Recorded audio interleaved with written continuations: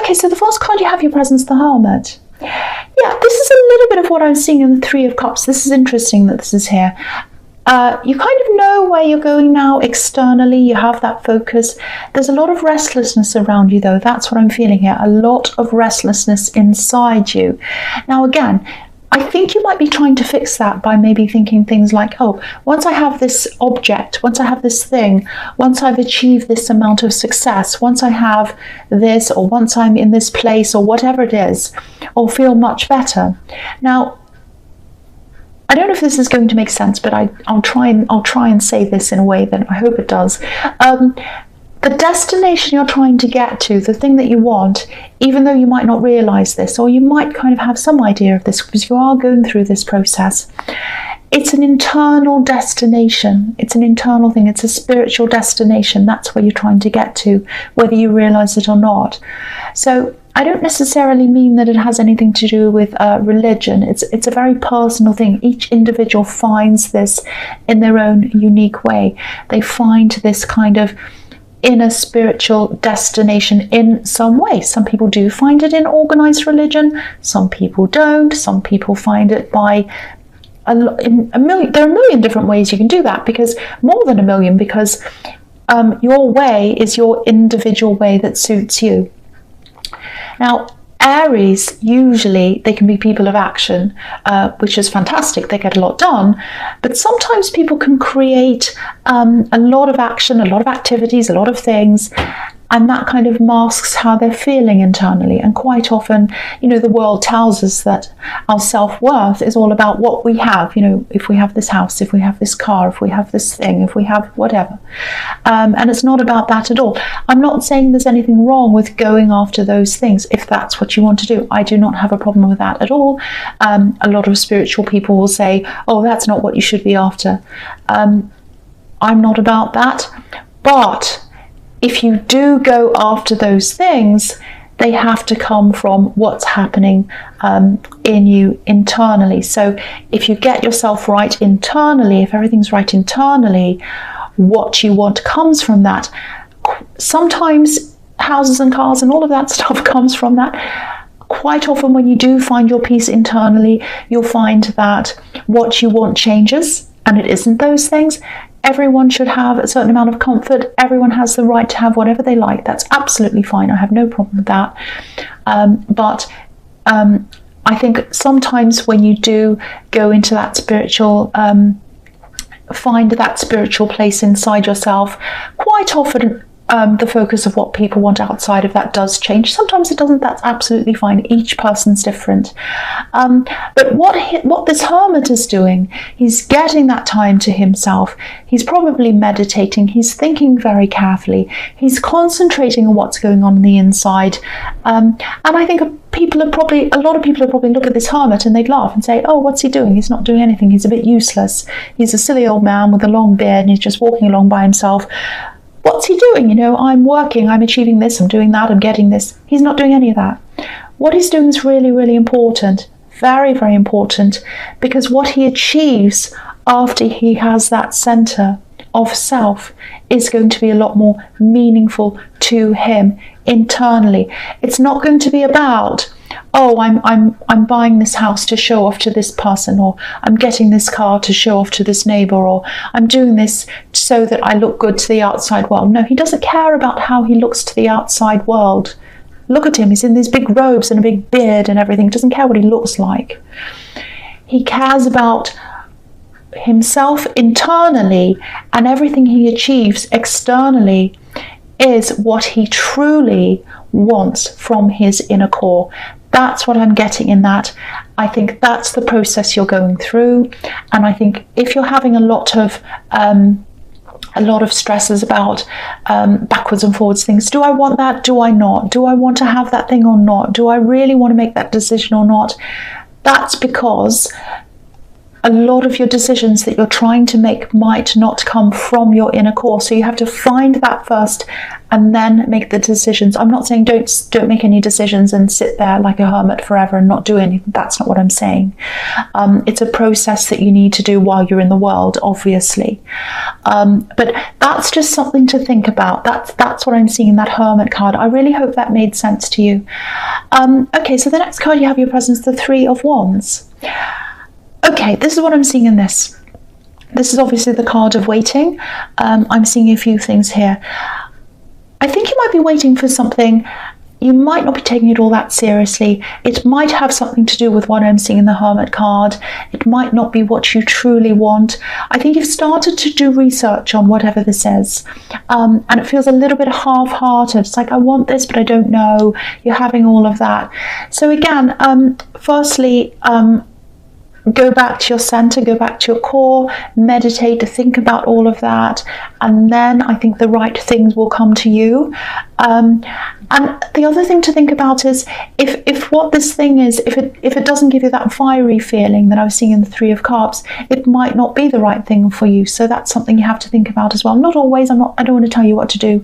We can lose our enthusiasm for a lot of different reasons, but have a think about that as well if that resonates with you. The other thing I'm seeing in this card is someone's absolutely, definitely thinking about you. They're thinking about you. They're hoping for you. It's very strange. They're in two minds as well. Yeah, I think they've been thinking about you for a while. I think at one time they might have felt as if they put a lot of work in to be able to see or just to be around you. You're not around them now. You're not there now, but I think they're still thinking about you. They're thinking about you all the time, actually. And this isn't about whether this is right or wrong, but this is what they're thinking about you. This isn't what I'm thinking. This is what I think they're thinking about you. I think that they're thinking that they put more effort in, and they put a lot of effort in, and you just put a little bit of effort in, and they feel as if they put more in than you. That's what I'm seeing. I know I was a bit long-winded when I was explaining that. I'm trying to get my head around what I'm seeing and trying to put what I'm seeing into words. So the big word I'm getting here is accommodating. So it's like they're thinking something like, I was really accommodating. I did everything to accommodate this person, and they didn't appreciate, they didn't do anything for me back. They didn't give me anything back. I'm really upset. I'm really hurt about that, but I still think about them. And that's what I'm getting. So now if I feel that way about someone, and I've been in that situation where I've given a lot to someone, I didn't get anything back, they treated me terribly, so I was like, well, I'm not going to do any more for them, I'm just going to move on, goodbye. They're not doing that. It's like they're not happy with you, but they're still not moving on. That's what I'm seeing. So they've still got this kind of thing going on in their head, this kind of, I feel this way, I still have a lot of feelings for them, but I'm still really annoyed with them, on the other hand. That's what I'm getting coming from them. Okay, so the last card you have your presence, the Eight of Cups. Okay, so yeah, this is exactly the same thing I'm seeing here. Sorry, I hope I didn't scratch the microphone. I just scratched myself. Sorry about that. I keep on touching my microphone without realising it. I don't mean to. I'm moving my hands all over the place. You can't see them when I'm talking. Okay, so yeah. Same thing again in this card. I think you actually might have had this exact same card in your last reading, actually. So again, you're not around this person, you're not talking to them. I don't think they're talking to you either. They're definitely still thinking about you, and they're still very emotional. This is a big wall of cups here, and they're watching you. They're probably watching you from far away. Sometimes when I look at this card, I see this wall of cups. There's a gap in the wall, and I think the exact same thing, the exact same scenario actually was in your last reading, because I'm getting big deja vu coming back to me. It's like, I was here before. So they're looking at you through this gap of emotion. So once again, if you know who this is, they still watch you, probably on social media or whatever, wherever you are, if you're on whatever platform you're on. They'd love to speak out, I think. They want to do that. They'd love to be able to clear the air. There's something that they feel that's still hanging around in the air. and they love to clear that. There's some bad feeling, something's not quite finished for them, it's hanging around, but they can't do that. There's still a lot of fear around them as well. So again, they're kind of on one side, on the other side, full of contradictions. Fear, it's like, I want to do this, I want to talk to them, but there's this fear around this. I want to clear the air, I'm kind of afraid. So these two things are kind of going around and around in the head, a little bit like this man's going around this hill. To me, when I see this, it's like he's going around and around. So yeah, they're emotional, they're struggling, and they've still got all these contradictions in their head. That's what I'm seeing in that card. All right, so the first card you have, your future, is the Queen of Cups. Okay, so there's also someone else here. I'm seeing a different person again. So you've got three main people in this card. You've got this shady person in the Seven of Wands. You've got this person who probably a love connection, or it was, or something, in the Eight of Cups and the Three of Wands. And you've got this other person again here that I'm seeing again. And I'm having very, very warm, very lovely feelings when I look at this. The Queen of Cups, she's a very emotional, very sensitive person. So there's someone else here in this card. They'd love to be around you. I'm not seeing a love connection here. This is someone who's really, really caring. And I think what I'm getting is I'd like to see them. I'd like to see them. So they'd like to see more of you.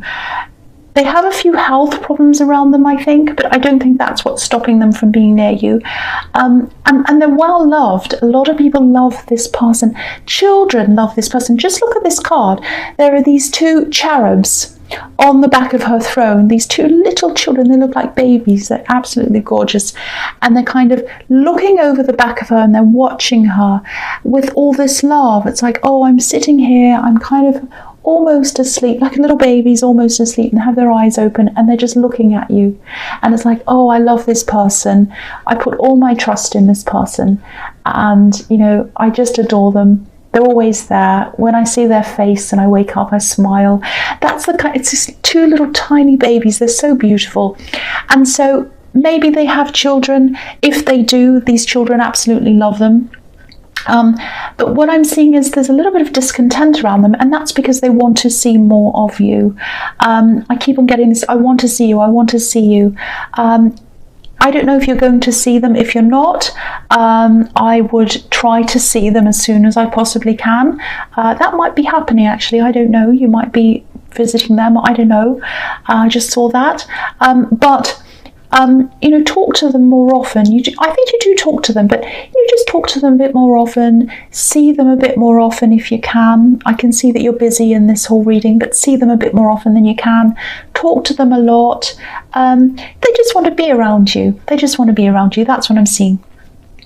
So the next card you have for your future is the Knight of Pentacles. Yeah, again, here's this shady person. This is what I'm seeing. Here's this shady person in the Seven of Wands. They're going to keep on contacting you. Sorry, I think I touched my microphone again then. I'm really sorry about that. I'm going to try and keep my hands away from it.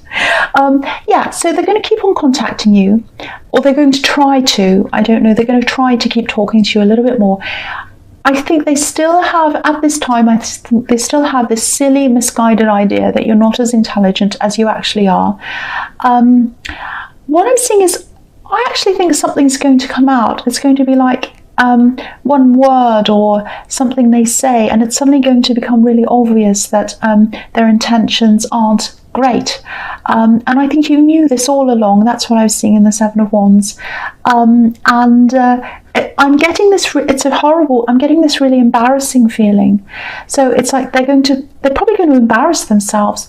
A word's going to come out, they're going to say something, and it's going to be very embarrassing, and then they're going to say, oh, this kind of exposes me. That's kind of the thing I'm seeing, because what's standing out to me in this card again is the yellow. It's an overwhelmingly yellow card, and yellow can represent intellect. So you're very intelligent, and they don't see that once again. And also, if you look at this card, if you look at his helmet, there's growth coming out of his helmet. There's kind of a plant coming out of his helmet. So there's growth coming out of his brain. He's very fertile in his brain. He has a lot of thoughts. He's very smart. So I actually think after this kind of embarrassing conversation, or whatever this is, I think they're actually going to be really quiet after that, and they're not going to come towards you anymore. They're not going to say any more, like this knight who's just sitting here, he's not doing anything. So I don't think you're going to get any more action, any more talk, anything else out of them after they have this embarrassing conversation, or they say whatever this is. That's what I'm saying, and I'm laughing because it's embarrassing. Okay, so the last card you have for your future is the Queen of Swords. So yeah, again, this card can also be about being really intellectually sharp as well with this sword. She's a very, very smart woman. She doesn't take any nonsense. She knows what's coming up to her. It's like, I know what's going on. I know what's going on. I can tell whether you're naughty or nice, like Father Christmas. And I'm going to stand here with my sword and say, okay, I know what you're about. I decide whether I let you close to me or not. That's why I've got this sword. That's what she's like. She's very smart. She's also very emotionally sharp. So it's almost like you have this sixth sense. So again, like this queen, you can tell when someone's talking to you for the right reasons and when they're not. And that can be a double-edged sword. Sometimes, like this sword, sometimes it can feel good to you. Sometimes it can make you feel a little bit alone. But I think generally you think you're better off knowing this about people than not. You like to kind of find out things about people. And again, I think after this conversation, this embarrassing conversation, or this word that they say, or whatever this is they say, I keep on seeing this word that they're saying. I don't know what it is. And it repeats itself. It's almost like it's really embarrassing. It's like, this is what I'm seeing. They say whatever this is. And then at that moment, it's like, oh, I've said that, I've exposed myself, now they know what my intentions are, and it kind of echoes back to them, and like, it's like that, and then they're going to be very quiet after that. So yeah, I think there isn't going to be any need for you to say anything to them. So I think it's going to come out without you having to say anything.